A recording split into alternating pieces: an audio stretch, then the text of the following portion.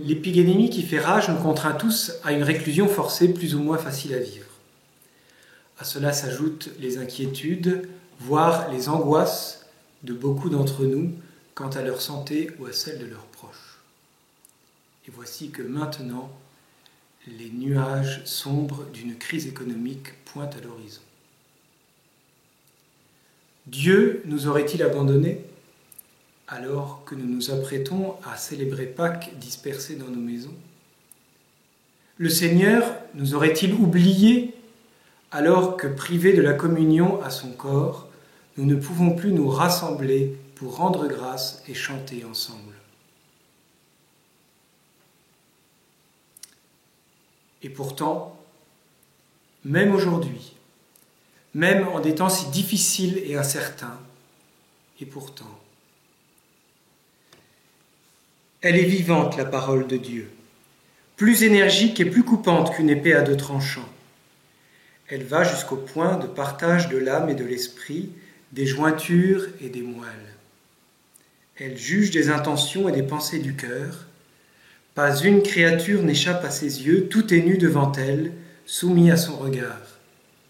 Nous aurons à lui rendre des comptes. L'Épître aux Hébreux, dont je viens de citer ici un bref extrait, nous rappelle que Dieu est toujours présent dans sa parole. Et que si le ciel et la terre passeront, Jésus nous dit « Mes paroles ne passeront pas ». L'épidémie passera, la crise passera, le monde passera, mais la parole du Seigneur demeure éternellement. Dès lors, pourquoi ne pas profiter de cette retraite forcée pour nous attacher à ce qui demeure, pour aller à la rencontre de la parole vivante qui ne passera pas? C'est pourquoi je vous propose, au cours de cette mini-série de 3 vidéos, avec dans chacune un conseil pour entrer en Lectio Divina. Premier conseil donc, prends et lis. Prends et lis, tolle legge en latin. 2 mots qui ont changé la vie d'un jeune homme en proie, comme nous aujourd'hui, à de grands tourments. Il s'appelait Augustin. Il vivait en Afrique du Nord à la charnière des 4e et 5e siècles. Et depuis, les commentaires bibliques et les sermons de saint Augustin n'ont cessé d'être lus et médités jusqu'à aujourd'hui par toutes les générations chrétiennes. Tout cela parce qu'un jour, il a accepté d'ouvrir un livre.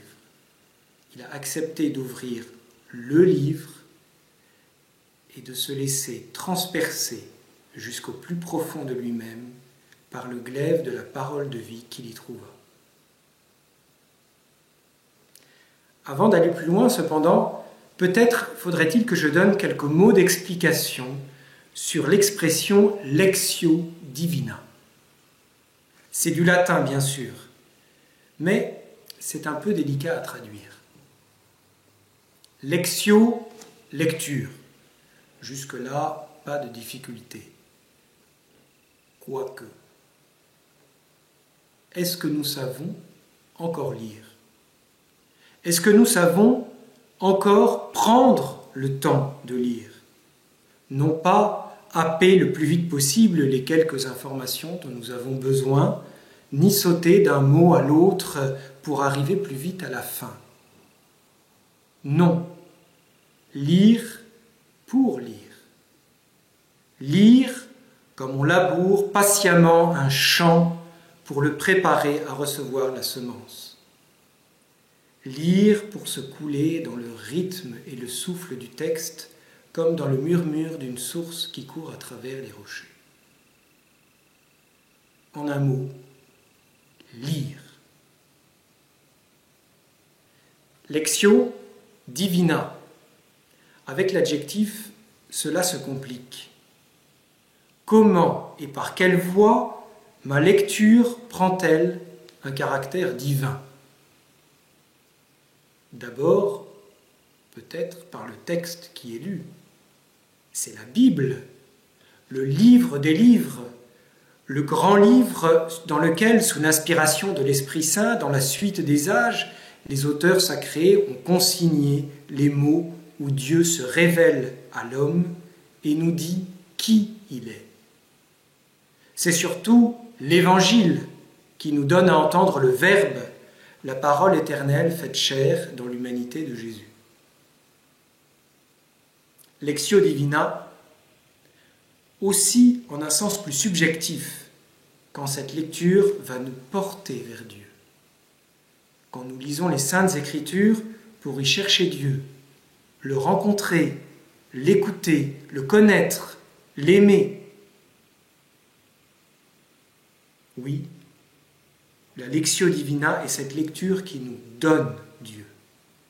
Et elle fait partie des moyens privilégiés, particulièrement dans les circonstances actuelles, par lesquels Dieu peut s'adresser aux hommes en son immense amour, ainsi qu'à des amis, selon une belle expression que l'on trouve dans le Concile Vatican II. Dans la Lectio Divina, il s'entretient avec nous pour nous inviter et nous admettre à partager sa propre vie. Quoi de plus simple donc que de prendre le livre et de se mettre à lire? Mais comment lire? C'est pourquoi je vous propose, dans la séquence suivante, de m'accompagner pour un deuxième conseil pour avancer en Lectio Divina.